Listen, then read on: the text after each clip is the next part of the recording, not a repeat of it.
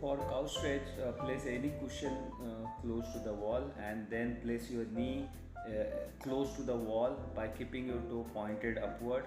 Next, keep your one hand support on other knee for getting up, and slowly and gradually come up by pushing your heel inside in the line of your hip and the knee. So make sure you are locking your heel with your hip and then slowly upright your posture. While doing this, your ribs might flare out, so your job is to control push that ribs inside. Okay, push ribs in and try to hold on this for position for max maybe 30-40 seconds or 1 minute. That is okay.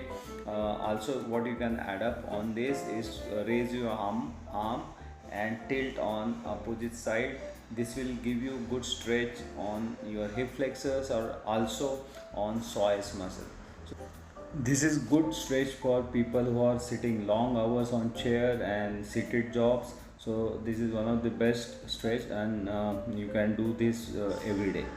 Next stretch is hamstring stretch. For hamstring stretch, place your knee onto the mat or floor and keep your one leg forward and knee straight.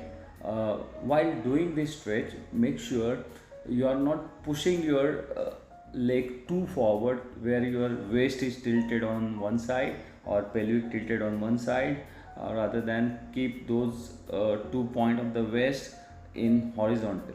Also, while doing this stretch, make sure you are going to bend from your hip. So there should be hip flexion, not the movement from your back. So back will remain straight all the time. It is going to be static. There should not be movement at the spine.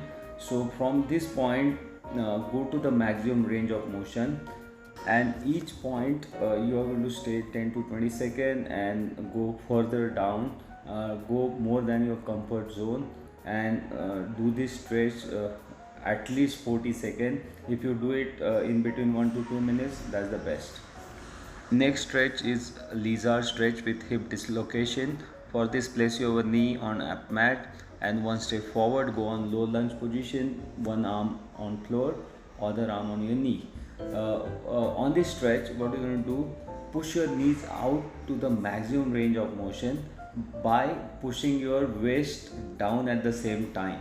So push your waist down and press your knees out, and on this stretch you are going to get good stretch at your hip, at your adductors, and also you are going to get good stretch at your hip flexors.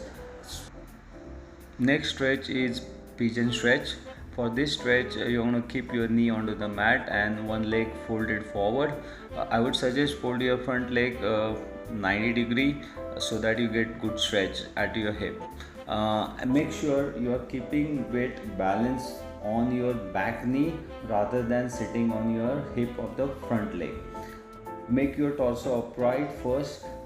Try to push your waist down as much as possible, and if you want more further stretch, slowly lean forward by keeping your back straight, and make sure you are not rounding back on the same position. If you want to get good stretch, keep your spine straight and bend from your hip.